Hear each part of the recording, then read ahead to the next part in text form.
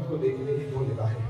ایک نگاہ وہ نگاہ ہے جو امام کو مرکزیت بخشتی ہے، یعنی امام معاشرے میں ایک مرکزی حیثیت رکھے جیسے کہ سورج، اور تمام امت ہدایت کی روشنی اس مرکزیت سے حاصل کرے۔ یہ ایک نگاہ جو امام کو معاشرے کا مرکز بنا کر امت کے سامنے ظاہر کرتی ہے۔ دوسری نگاہ ایک سطح بالا تر جا کر امامت کو ایک نئے انداز سے ایک بالا ترین سطح پر جا کر دیکھنے کی صلاحیت عطا کرتی ہے۔ یہ نگاہ امام کی تقلید کی نگاہ ہے، یعنی امام ہر معاشرے میں اس معاشرے کی شرائط کے مطابق جو آئیڈیالوجی اس امت کے حوالے کر رہا ہے اس کو سمجھ کر اس کی پیروی کرنا۔ امامت اپنی امت کو اس کے معاشرے کی شرائط کے اعتبار سے کیا ڈائریکشن دے رہی ہے، کیا بتا رہی ہے کہ کن قوانین کے تحت تم نے زندگی گزارنی ہے تاکہ تم اپنے اصلی ہدف کی طرف پہنچ سکو، اس آئیڈیالوجی کی تقلید۔ یہ ہے امامت کو دیکھنے کی دوسری نگاہ۔ یہ وہ نگاہ ہے کہ جس کو اصحاب حسین سمجھ گئے تھے کہ امام کی آئیڈیالوجی کیا ہے کربلا میں، اور ایک مرتبہ جب انہوں نے امام کی کربلا کی آئیڈیالوجی کو سمجھ لیا تو وہ امام کے ساتھ ایسی مضبوطی سے جڑ گئے کہ پھر جو امامت کا اصلی ہدف تھا کربلا برپا کرنے کا، اس ہدف تک امامت کے ساتھ ساتھ رہے اور اس ہدف تک امامت کو پہنچا۔ یہ وہ دوسری نگاہ ہے۔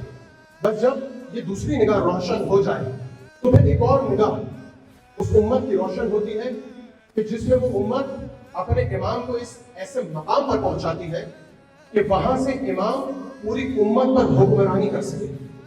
یہ جو دوسری نگاہ ہے کہ جس کو میں نے آپ کے سامنے عرض کیا کہ یہ امام کی اس آئیڈیالوجی کو دیکھنے کی نگاہ ہے کہ جس آئیڈیالوجی کو امام امت کو دے رہا ہے کہ اس ڈائریکشن میں اس امت کو سفر کرنا ہے۔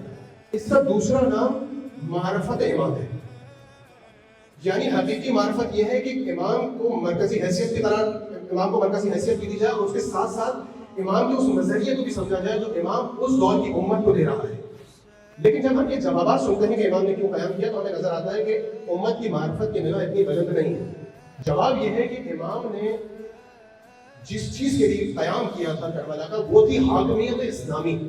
امام کربلا میں شہادت دینے نہیں جا رہے تھے، یہ بھی ایک تفکر ہے کہ امام کربلا میں شہید ہونے کے لیے گئے، امام کوفہ جا رہے تھے تاکہ حاکمیت اسلامی کو برپا کیا جا سکے۔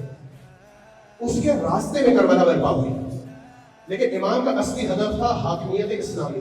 اس نگاہ کو اصحاب حسین سمجھ گئے تھے، اس لیے اصحاب حسین نے اپنے آپ کو امام کے ساتھ ضم کر دیا اور کہا جس ہدف کی تکمیل کے لیے آپ جا رہے ہیں اس ہدف کی تکمیل کے لیے ہم آپ کے شانہ بشانہ ہیں۔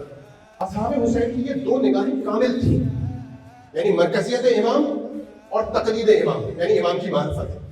اس لیے وہ ایک تیسری نگاہ سے امام کو دیکھ رہے تھے، وہ تھی امام کی حاکمیت کی نگاہ، کہ جو امام عالم ترین فاضل ترین شخصیت ہے اس امت کی، اس زمانے کی، اس کو حاکمیت کے مقام پر ہونا چاہیے۔ جب تک یہ حاکمیت کے مقام پر نہیں ہے یہ دو نگاہیں کی کوئی حیثیت نہیں رکھتی۔ امام مرکزی حیثیت رکھتا ہے، میں جانتا ہوں، میں امام کی آئیڈیالوجی کو بھی سمجھ رہا ہوں، لیکن اس کے باوجود اگر میں امام کی حاکمیت کے لیے کام نہیں کر رہا تو یعنی میری ان دو نگاہوں میں کوئی نہ کوئی مشکل موجود ہے۔ کمال کی بات یہ ہے کہ جو دو نگاہیں ہیں، امام کی مرکزیت کی نگاہ اور امام کی معرفت کی نگاہ، ان دونوں نگاہوں میں تحریف ممکن ہے اور بآسانی ممکن ہے۔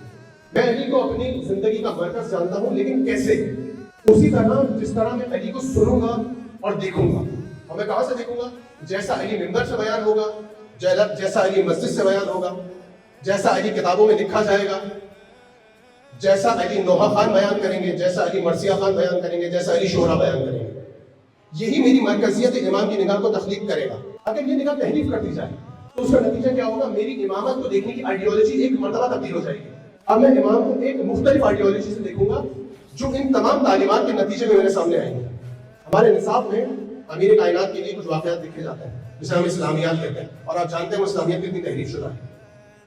اس نتیجے میں ایک مدرسے کے ایک اسکول کے بچے کی آئیڈیالوجی کیا بلڈ ہوگی یہ آپ بہتر جانتے ہیں اس سے، کیونکہ وہ علی کو ایک سطحی نگاہ سے دیکھے گا اور اس کی نظر میں علی بھی اسی سطحی نگاہ پر رہے گا، یعنی اس کے وقت کا امام اس کی نظر میں ایک سطحی آئیڈیالوجی کا حامل ہوگا۔ بس جب ایسا بچہ جوان ہوگا تو وہ 25 سالہ سقوط امامت کی آئیڈیالوجی کو سمجھنے سے قاصر ہوگا۔ اس کی سمجھ میں نہیں آئے گا کہ امام حسن مشتبہ علیہ السلام کیوں صلح کر رہے ہیں، امام حسین علیہ السلام کیوں کربلا برپا کر رہے ہیں، امام رضا علیہ السلام کیوں ولی عہد قبول کر کے خراسان جا رہے ہیں؟ کیوں سامرا میں ائمہ زندان میں جا رہے ہیں؟ کیوں ائمہ وہاں نظر بند ہو رہے ہیں اور کیوں غیبت ہو رہی ہے؟ اس کی آئیڈیالوجی سمجھ میں نہیں آئے گی، اور جب اس کے غیبت کی آئیڈیالوجی سمجھ میں نہیں آئے گی تو غیبت سے لے کر آج تک کے زمانے میں جو امامت اس آئیڈیالوجی کو اس پوری امت کو 1200 سالوں میں پریزنٹ کر رہی ہے، وہ بھی اس شخص کی سمجھ میں نہیں آئے گی۔